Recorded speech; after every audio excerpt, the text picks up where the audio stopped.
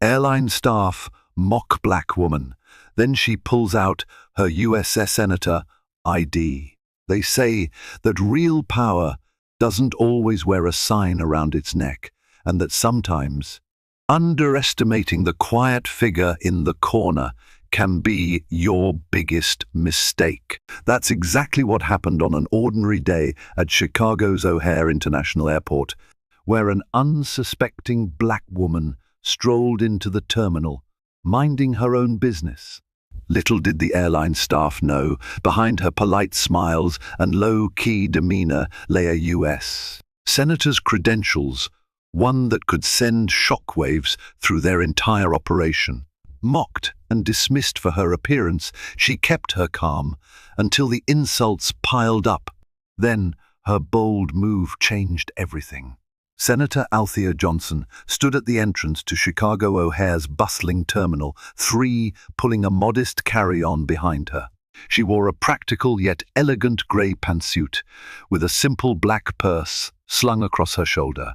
Her hair was styled in close cropped curls, and her only jewelry was a subtle gold necklace. She enjoyed traveling light, no entourage, no flashy displays. It reminded her of her humble upbringing in Detroit, where her parents had taught her the power of hard work and quiet resilience. Althea was in her second term as a USS Senator from Michigan.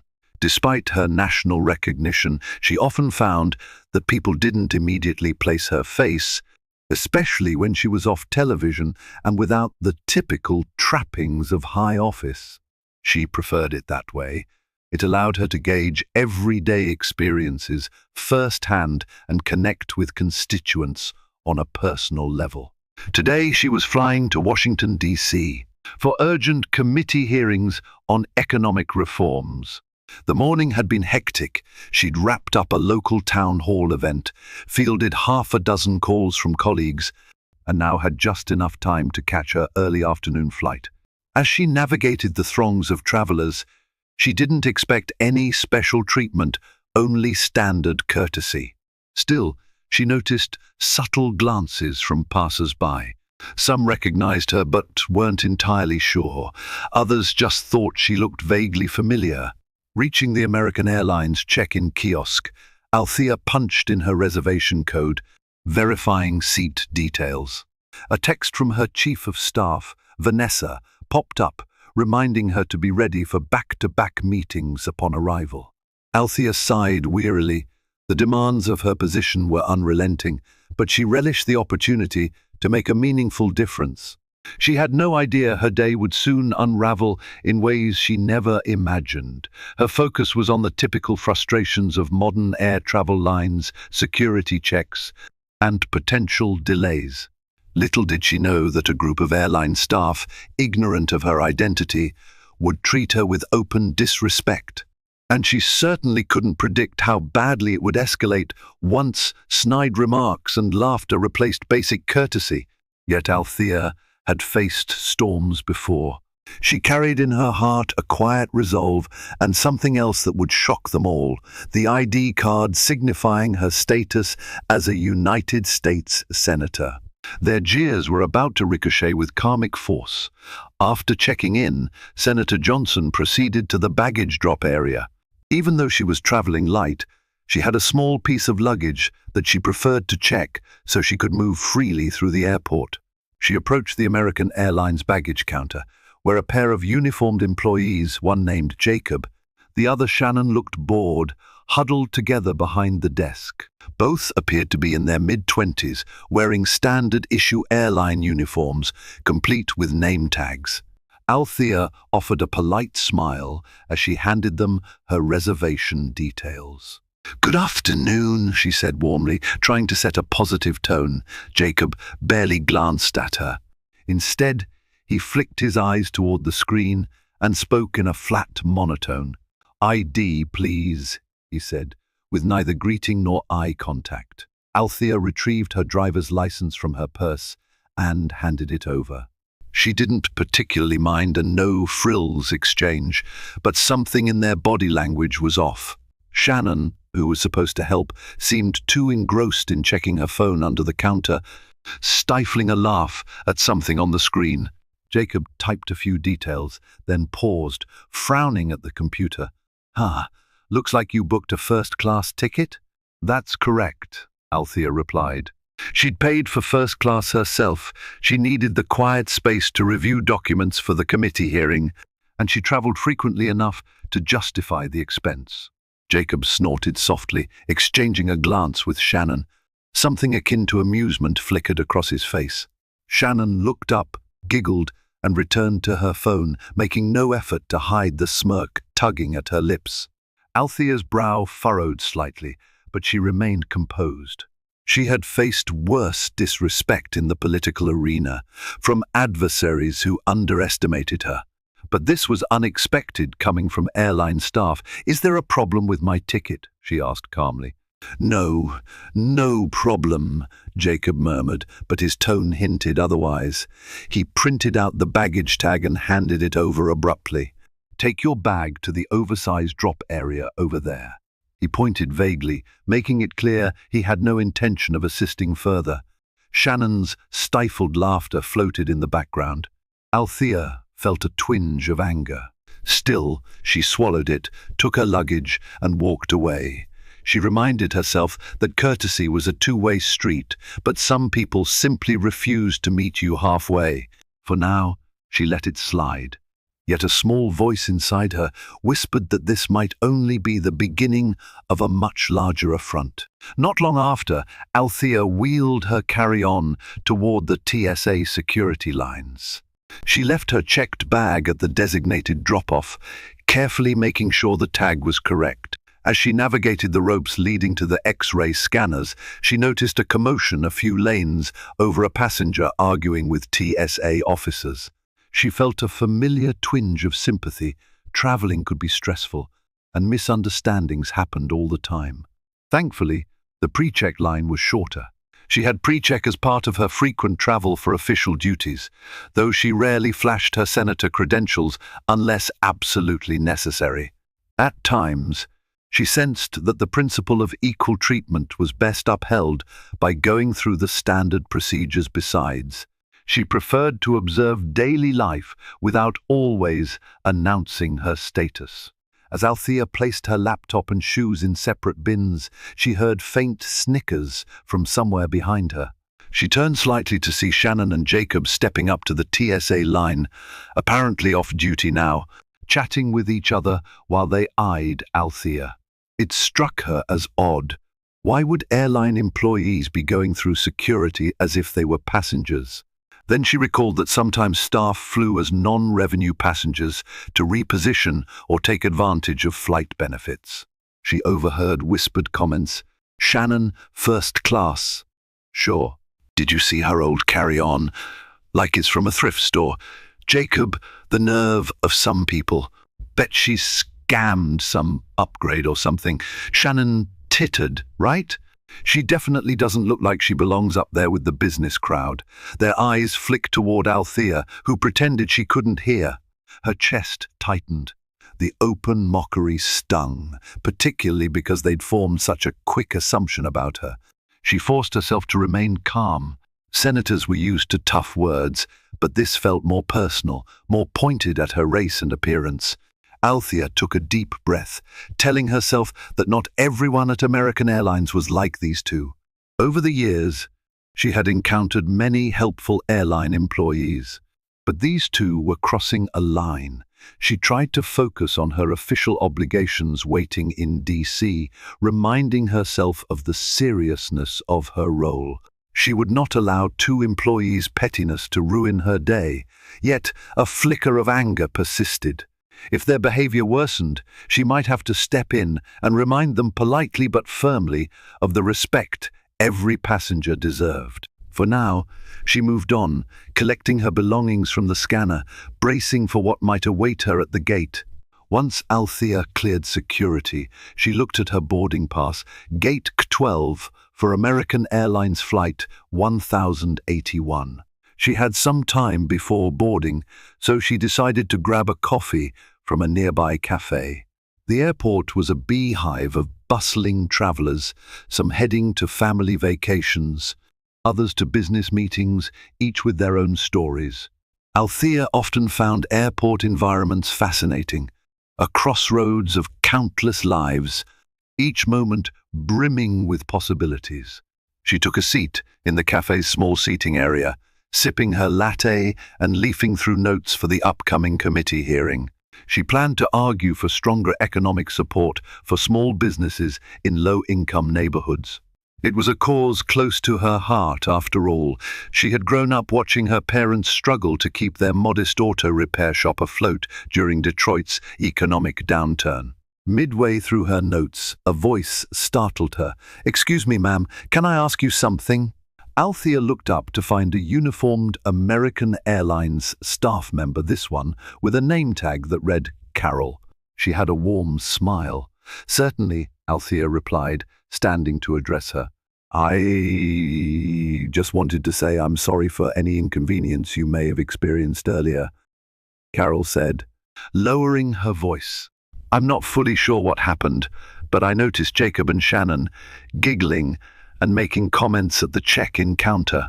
It didn't look right." Althea felt a mix of gratitude and surprise. "Thank you. I appreciate that. I did sense some unprofessional behavior. I was hoping it was just me being overly sensitive." Carol shook her head. "No, it wasn't just you. They've had complaints before. I don't have direct authority over them, but I couldn't help noticing. I wanted to let you know that if you need any assistance, I'm stationed near Gate Ken. You can come find me." Touched by Carol's concern, Althea smiled warmly. "That's very kind of you. I'm all right for now, but if anything else happens, I'll be sure to seek you out." With a sympathetic nod, Carol left. Althea sank back into her seat, feeling a wave of relief that not everyone at the airline condoned such behavior. Perhaps she would never need Carol's assistance. Yet Carol's subtle warning served as a reminder. Something about Shannon and Jacob's attitude might escalate if not checked. Althea wanted to believe the best in people, but she also knew how prejudice, whether subconscious or overt, could fester quickly. She returned to her notes, but the calm she had felt before was tinged with a hint of unease about what lay ahead. Arriving at Gate 12, Althea found the waiting area crowded. The overhead screens displayed flights to various destinations, but hers, flight 1081 to Washington National Airport, was set to board in 30 minutes. She spotted a seat near the window and settled down, continuing to review her talking points for the committee hearing. Across the aisle, a young mother struggled to calm her restless toddler, while two businessmen in suits were engrossed in a lively debate about market trends. Althea took in the scene with a small smile, remembering that behind every travel schedule lay unique stories and challenges. She was used to observing people, her political instincts always tuned in to the human side of policy work. Then, like a bad omen, Shannon and Jacob appeared at the gate podium, apparently assigned to assist with the boarding process. Althea's stomach tightened. They stood there, scanning the crowd with bored expressions. Jacob was tapping on the computer, Shannon whispering in his ear, occasionally bursting into a quiet laugh. Althea caught a flash of condescension on their faces as they looked around the crowd. Sure enough, it didn't take long for them to notice her. Jacob elbowed Shannon, nodding in Althea's direction. Shannon rolled her eyes, then turned back to the computer with a smirk. Althea pretended to be absorbed in her notes, but her pulse quickened. She reminded herself to stay focused and calm. One part of her wanted to approach them and demand respect, but she decided not to escalate things yet. Minutes later, an announcement crackled over the gate loudspeaker. "Attention, passengers on American Airlines Flight 1081 to Washington National. We will begin pre-boarding shortly for passengers with disabilities, families with young children, and active military." Jacob's voice was monotone, but Shannon smirked as she looked in Althea's direction. Althea remained seated, waiting for first-class boarding to be called. She was no stranger to the standard procedure.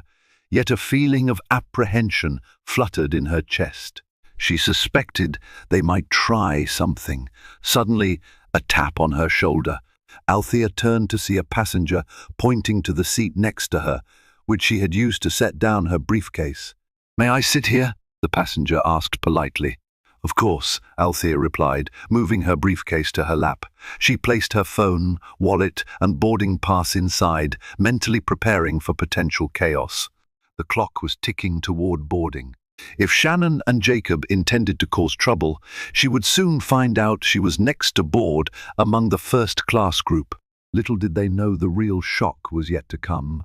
Althea arrived at Gate 12 to discover it abuzz with the usual pre-boarding bustle, families corralling young children, business travelers typing furiously on laptops, and tired-looking tourists leaning against rolling suitcases.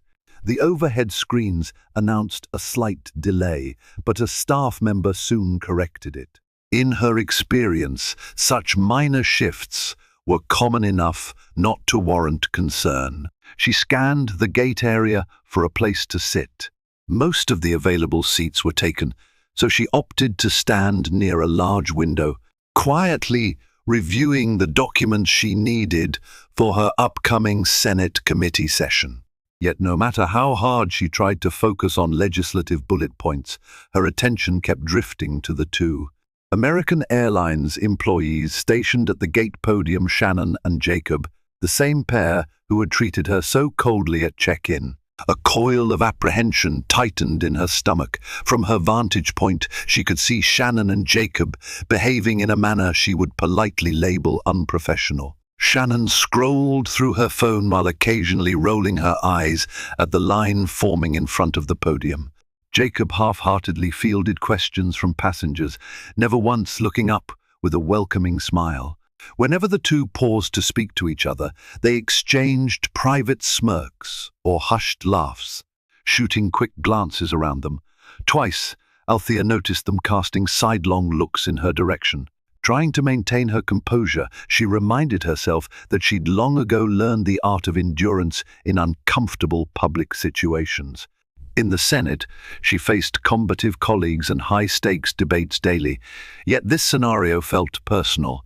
She had simply arrived, dressed in her usual understated but professional attire, only to be labeled a target by strangers who knew nothing about her except their own misguided assumptions. An announcement soon crackled over the loudspeaker.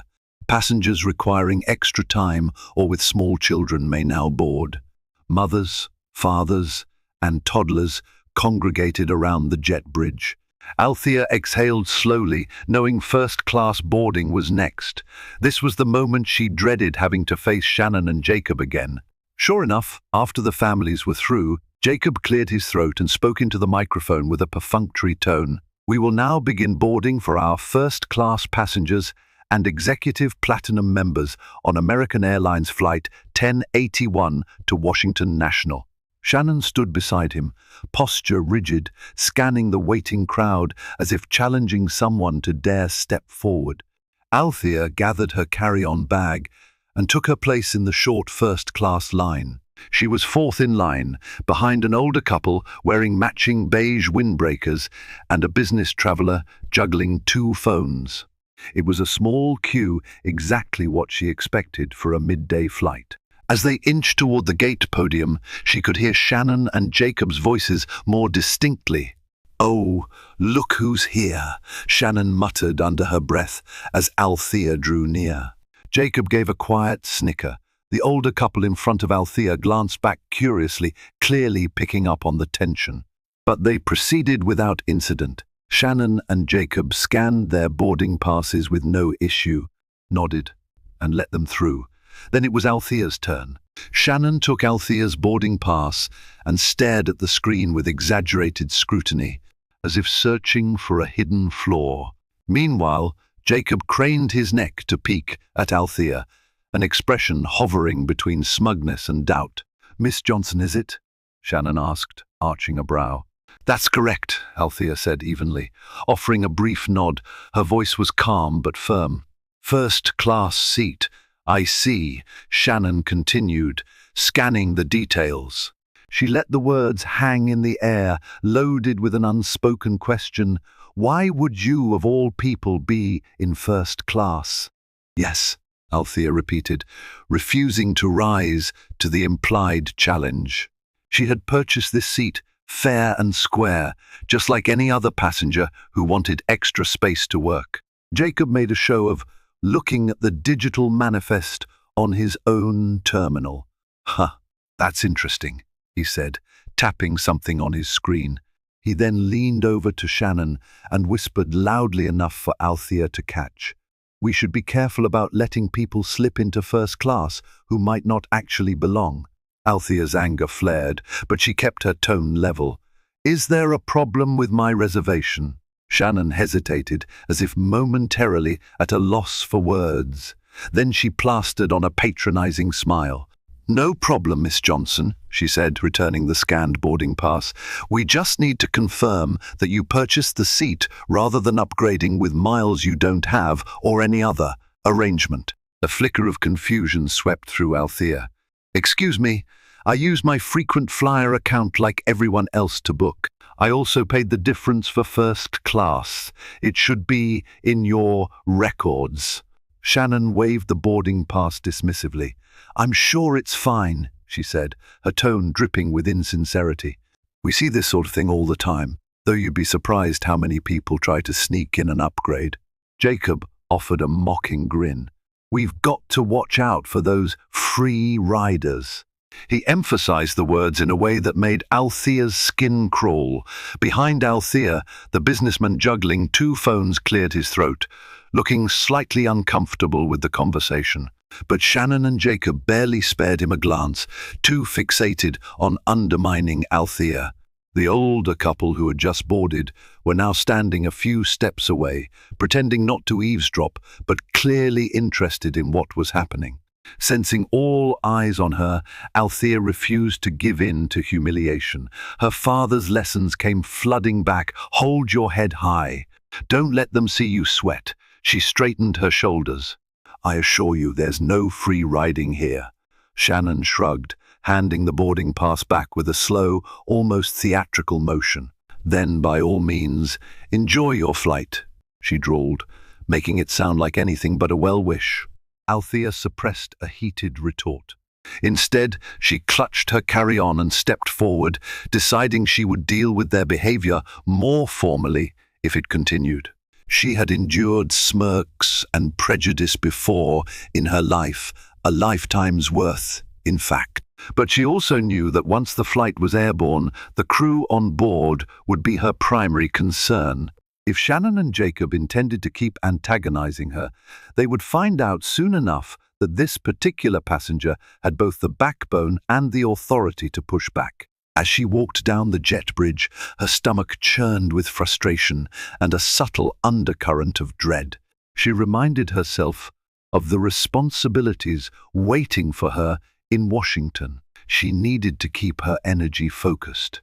But if they keep pushing, she thought, I won't hesitate to stand up for myself, no matter the consequences. At the aircraft door, a flight attendant named Tony greeted her warmly. She found solace in his courteous smile, a small indication that not everyone shared Shannon and Jacob's contempt. Yet as she settled into seat 2A and caught a glimpse of Shannon's mocking expression through the cabin door, she knew this ordeal was far from over. Althea stepped into the bright, spacious first-class cabin of the Boeing 737. The plush, oversized seats offered a modicum of comfort ideal for working through a flight. She settled into seat 2A and quickly stowed her belongings in the overhead bin. Her phone buzzed with messages from her staff, but she took a moment to compose herself. She could still feel the sting of Shannon's and Jacob's scornful words. As she buckled in, Tony approached, his demeanor kind. Good afternoon. May I offer you a drink before takeoff? We have water, juice, or champagne. Althea offered a polite smile, appreciative of his warmth. Just water for now, thank you. He nodded and returned moments later with a chilled bottle of water and a plastic cup. Althea thanked him quietly, inwardly grateful to have at least one flight attendant treating her with respect. Passengers continued filing into first class, stowing bags, settling down. She recognized a few from the gate-line business travelers, a couple traveling for leisure, the mother with the infant. Then, to her surprise, Shannon and Jacob entered the first-class cabin. It wasn't unusual for gate agents to board for last-minute tasks or to coordinate with crew, but they seemed determined as they made a beeline for Tony. Althea pretended to focus on her phone, but her peripheral vision kept track of them. She watched as Shannon whispered something to Tony, who frowned, his gaze sliding toward Althea. Jacob stood behind Shannon with crossed arms. Tony held up a hand as if to say, "Calm down," but Shannon kept talking, her tone growing more insistent.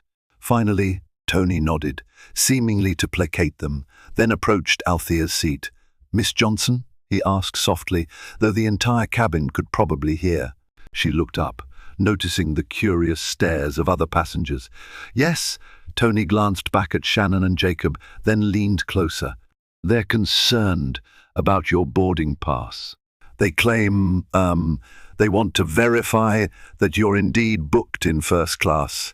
He sounded uncomfortable, as though forced to repeat a request he found improper. Althea felt a sharp jolt of disbelief. "I've already shown my boarding pass at the gate. Why is there a question now?" Tony hesitated, obviously torn. "I'm sorry, ma'am. They said there was an error on the manifest, and they need to double-check. Could I see your pass again, please?" Jaw tight, Althea produced the pass from her phone's wallet app. Tony scanned it with a handheld device.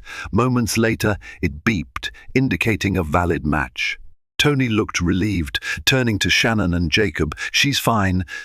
Seat 2A is confirmed, no errors." But Shannon's eyes narrowed at Althea, and Jacob shook his head, as if unconvinced. The tension hung thick in the air. Althea took a breath, deciding to remain calm one more time. Yet her patience was nearing its limit, and the time was fast approaching for her to reveal who she truly was. With Tony's reassurance, the rest of the first-class passengers took their seats. Shannon and Jacob lingered in the aisle, an odd sight since gate agents usually left as soon as boarding closed. Althea noticed the flight crew exchanging perplexed looks. One attendant, an older woman named Linda, quietly asked Shannon if there was a situation. Shannon waved her off, muttering something about just making sure everything's in order. Althea felt every muscle in her body tense. She had done absolutely nothing to warrant this scrutiny, yet their suspicion seemed locked onto her. It was more than a simple mistake or bureaucratic mix-up. It was personal, tinged with the microaggressions. She recognized all too well. Across the cabin, a couple of other passengers whispered, shooting glances at Althea. She realized that, to an outsider, the scene might look like she'd committed some offense. She was torn between indignation and the instinct to keep her composure. In the back of her mind, she considered pulling out her Senate ID, but part of her bristled at the notion. Why should she have to prove her worthiness?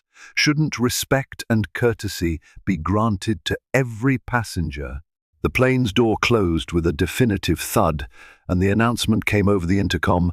"Ladies and gentlemen, welcome aboard American Airlines Flight 1081 to Washington National. Flight time is about 1 hour and 45 minutes, weather permitting." Shannon and Jacob finally turned to leave, but before they did, Shannon shot one last glance at Althea, shaking her head with a smirk. Jacob whispered something and chuckled, leaving Althea with a simmering anger in her gut. As the plane taxied away from the gate, Althea looked out the window at the sprawling airfield. Row after row of planes dotted the runways, each carrying people with distinct stories and backgrounds.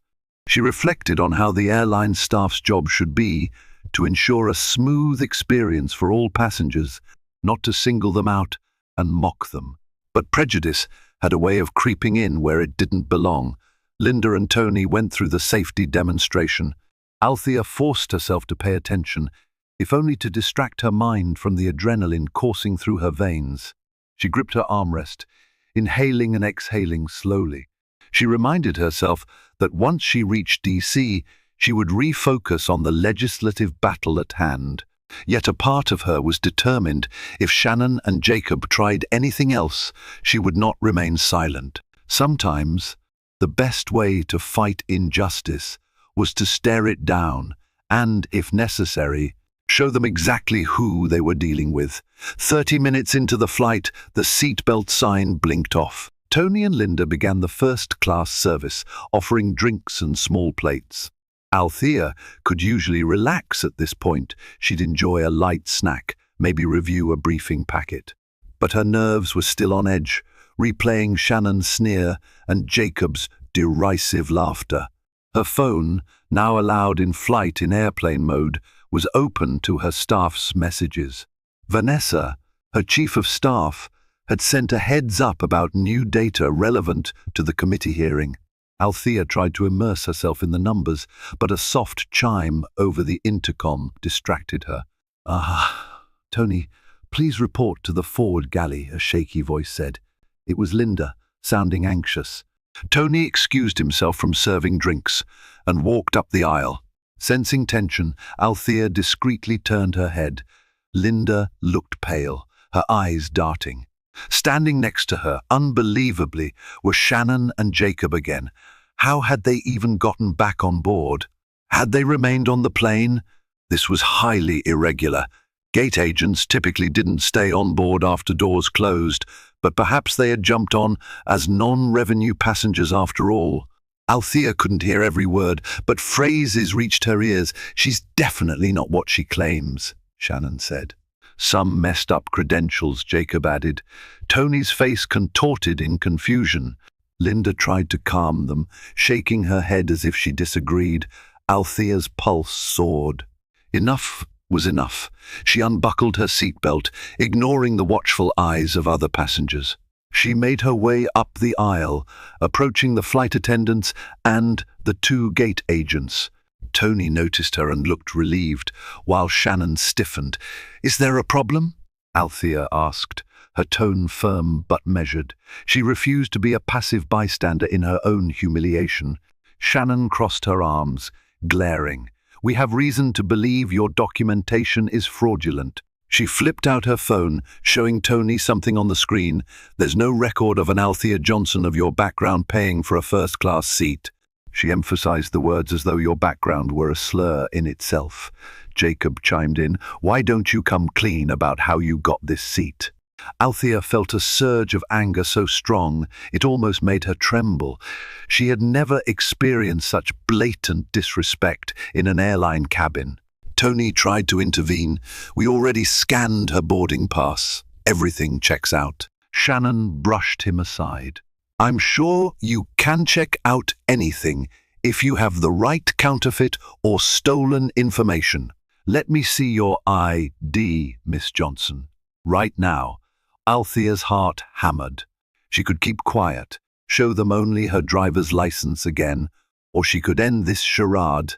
The lines had been drawn. She held her ground, jaw set, and made a choice that would change the entire trajectory of that flight. Althea reached into her purse, fingers grazing past her driver's license, landing on the leather pouch that contained a small but powerful piece of identification, her United States Senate ID. She had always been careful about flaunting her position. She'd earned her place through decades of public service and a relentless drive for equality. But these 2 gate agents, Shannon and Jacob, had pushed every boundary of decency. She removed the ID card and held it up for Shannon, Jacob, Tony, and Linda to see. The official seal of the U.S.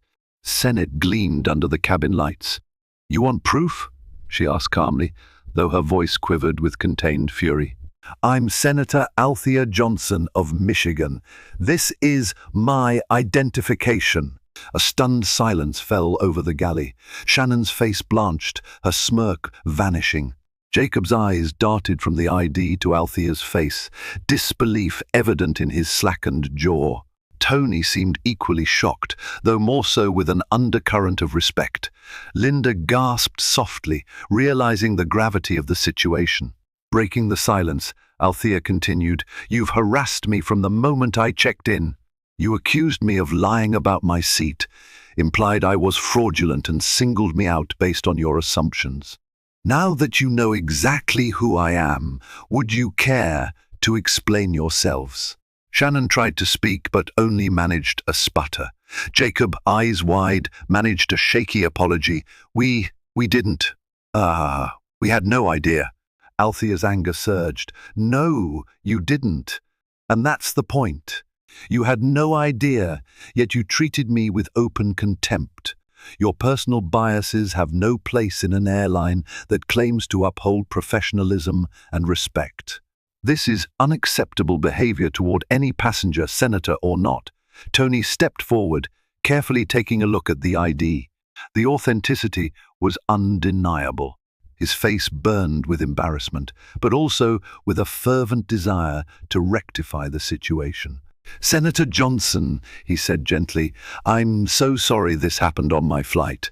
We value your patronage, and we want all passengers to feel safe and respected. I'll need to inform the captain about this incident immediately." Shannon stood rooted to the spot, her cheeks flushed. Jacob swallowed hard, looking at the floor. Linda hovered, uncertain how to de-escalate. Althea returned the ID to her purse.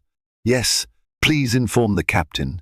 And when we land, I expect to speak with a senior manager from American Airlines about this," she said, her tone unwavering. The revelation had been delivered. The next steps would be on Shannon, Jacob, and the airline's leadership to decide.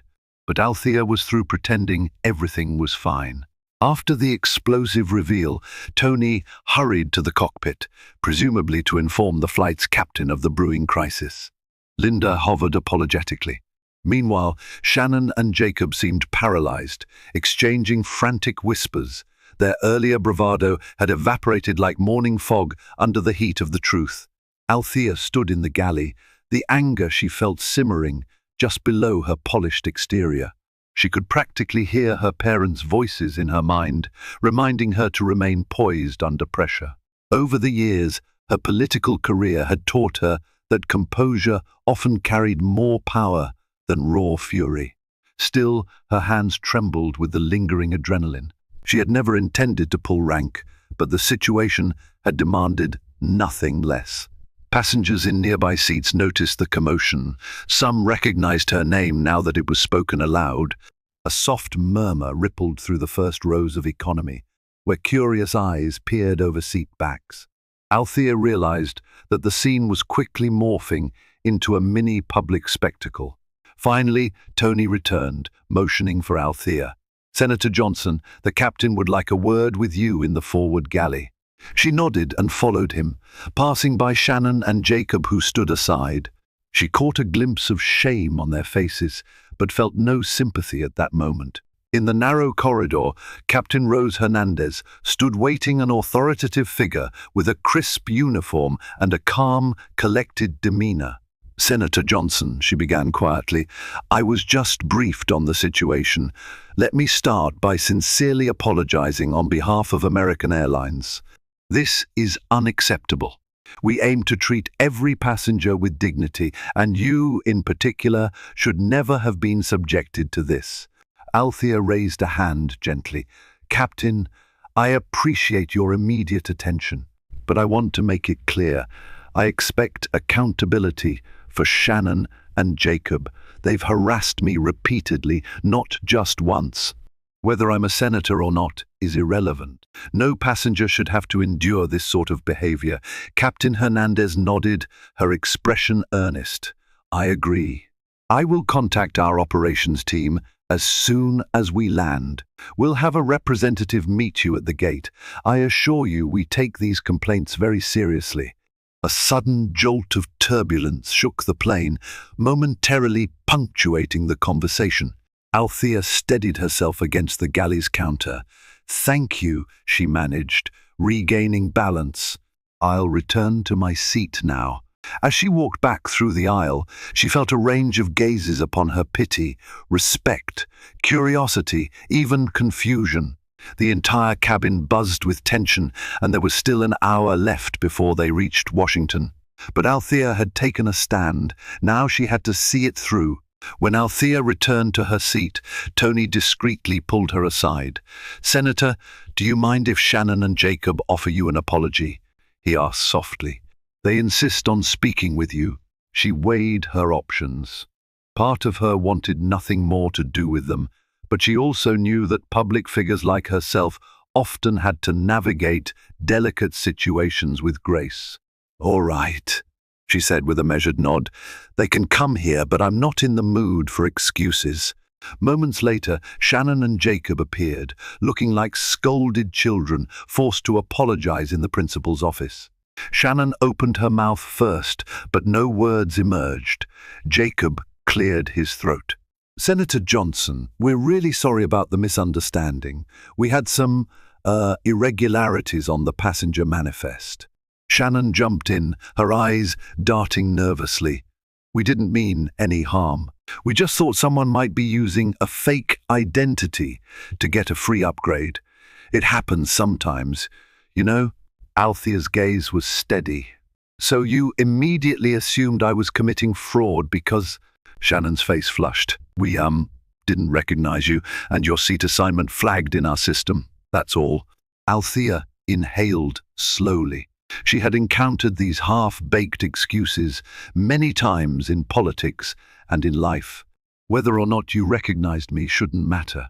Any passenger deserves the presumption of honesty, especially if they've presented valid credentials at check-in, the gate, and again on board. You crossed the line from diligence into harassment." Jacob grimaced. "I know, we messed up." "Yes," Althea agreed curtly. "You did." Shannon looked on the verge of tears, though Althea couldn't discern if it was genuine remorse or embarrassment at being caught. "We truly are sorry," she whispered. "We never thought, we didn't know you were." She trailed off, flailing for words. "A senator?" Althea finished the sentence for her, a sharp edge in her tone. "Does that make me more worthy of respect? Or is it just the shock that you offended someone with a high-profile position?" Shannon and Jacob stood mute, unable to respond. Althea finally said, "Well, if you are truly sorry, perhaps you'll take a hard look at your assumptions. I accept your apology on the condition that your behavior changes, not just toward me, but toward every passenger who might look different than you expect." They mumbled their gratitude and slunk away. Althea sat down, unbuckling the tension in her shoulders. The immediate confrontation was over, but the real reckoning would come after they landed. She had no intention of letting them get off scot-free for their blatant disrespect, senator or not. Accountability was paramount. The remainder of the flight was subdued yet electric, with undercurrents of gossip. Althea sensed that nearly everyone in first class knew of her identity now, and word likely trickled back to coach. Nonetheless, the flight crew maintained a professional facade, offering standard services. Tony and Linda looked apologetic each time they passed Althea's seat. Once the aircraft began its descent, Captain Hernandez's voice crackled over the PAR system, instructing everyone to return to their seats and fasten seatbelts. Althea peered out the window, glimpsing the familiar sprawl of the Washington, Point D.C. metropolitan area. Though she had flown in countless times, each approach carried a certain gravity. This city was the heart of legislative power, the stage upon which she fought for her constituents. The wheels touched down smoothly at Ronald Reagan Washington National Airport. Althea felt a wave of relief. She was eager to exit the plane, meet with the senior representative from American Airlines, and address the fiasco properly. She had a full schedule of committee work ahead, but first she needed to ensure that the airline took her complaint seriously. The plane taxied to the gate. Althea's phone buzzed with incoming messages the moment the seatbelt sign flicked off. She saw a text from Vanessa. "Heard you had a situation on your flight. Are you okay? Media inquiries are swirling. Althea sighed, realizing how fast news traveled. Someone must have already tipped off a news outlet or posted on social media about the incident. As the passengers in economy began to deplane, Tony approached Althea. "Senator Johnson, we have a corporate manager waiting at the jet bridge to speak with you privately." She nodded, collected her briefcase, and stood up. Shannon and Jacob were nowhere to be seen, likely hiding in the galley or slipping out to avoid further confrontation. Linda gave Althea a small, supportive smile as she stepped off the plane, rolling her carry-on in tow. Exiting the aircraft, Althea immediately spotted a woman in a crisp navy suit with the American Airlines logo on her lapel. Her name tag read Rachel Smith, Customer Relations Manager. She wore a pinched expression of concern as she extended her hand. "Senator Johnson, I'm Rachel Smith. I'm here to address the incident that occurred on your flight." Althea shook her hand, setting aside her frustration for the moment. "I appreciate you meeting me here. We need to talk about what just happened and how American Airlines intends to handle it." With that, they stepped aside from the stream of disembarking passengers, heading for a quiet corner in the terminal. The next phase of accountability was about to unfold. In a small seating area near the gate, Althea took a seat across from Rachel Smith. The customer relations manager pulled out a tablet, ready to take notes. "Senator Johnson, first and foremost, on behalf of American Airlines, I extend a sincere apology for any disrespect you encountered. We strive to ensure every passenger feels welcome, and I'm disheartened to learn of your experience." Althea nodded, appreciating the direct acknowledgement. "Thank you, but an apology is just the first step. Shannon and Jacob repeatedly harassed me, questioned my legitimacy, and mocked my presence in first class before and during the flight. They only backed down once I presented my Senate ID." Rachel sighed, tapping a few notes on her tablet. "I'm already aware of the key points from the flight crew's initial report." The captain filed a brief statement as well. "May I ask, do you want to file a formal complaint, or are you considering legal action?" Althea's jaw tightened. "I want to file a formal complaint. I also want to make sure these employees face disciplinary measures and undergo training to prevent this from happening again. Whether I consider legal action will depend on how the airline responds." Rachel's face remained professional, though Althea could see flickers of tension. "I understand. We take these matters seriously. Shannon and Jacob will be placed on immediate suspension while we conduct a thorough investigation. If found responsible for violating our code of conduct, especially regarding discrimination, they could be terminated." Althea let that sink in. She wasn't out for blood, but she also believed that real change required real consequences. "I hope the investigation is swift and fair. I'm a public figure, yes, but no passenger should have to endure their behavior. I've endured racial bias my entire life. I'm not about to let it slide without accountability." Rachel nodded firmly. "Absolutely. I'll escalate this to our Vice President of Customer Experience. As part of our remediation, we'd also like to offer you a complimentary round-trip ticket on American Airlines or a refund for your current travel costs." Althea waved a dismissive hand. "I'm not looking for freebies. I just want the airline's culture to change, so that next time someone who doesn't fit the mold of a first-class passenger isn't treated like a criminal." Rachel paused, her gaze solemn. "That's our goal too, Senator Johnson. I'll keep you updated on the investigation. In the meantime, please accept our apology and rest assured we are addressing this matter at the highest levels of management." With that, Althea concluded their meeting. She had a schedule to keep in the Senate, but she knew this issue was far from resolved. The consequences for Shannon and Jacob were in motion, and the airline's reputation now hinged on how they handled the fallout. For Althea, the day's ordeal had already hit the news cycle, and the real storm was just beginning. By the time Althea arrived at Capitol Hill, her phone was buzzing incessantly. Vanessa intercepted her outside the Hart Senate office building, face etched with urgency. "Senator, we have media queries from CNN, MSNBC, The Washington Post. Everyone wants a statement about the airline incident." Althea suppressed a groan. She had hoped to handle this quietly, but in the age of social media, privacy was a luxury. "Okay, let's be strategic," she said. "Set up a short press briefing after my committee hearing. I need to address the policies we're discussing in the hearing, but I'll give a statement about the airline situation too." Vanessa nodded. "Yes, Senator. The hearing on economic reforms starts in 20 minutes. They'll want your opening remarks." Steeling herself, Althea walked briskly through the corridors, aware of the dual responsibilities. She now juggled her legislative duties and the unexpected role of spotlighting racial discrimination in travel. She delivered her prepared remarks to the Senate committee with poise, advocating strongly for economic measures that would uplift small businesses, a topic dear to her heart. But the moment the hearing concluded, cameras and reporters swarmed. Microphones were thrust in her face, voices overlapping. "Senator Johnson, can you confirm you were harassed by American Airlines staff? Is it true you had to show your Senate ID? Will you file a lawsuit against the airline?" Althea raised a hand to quiet the barrage.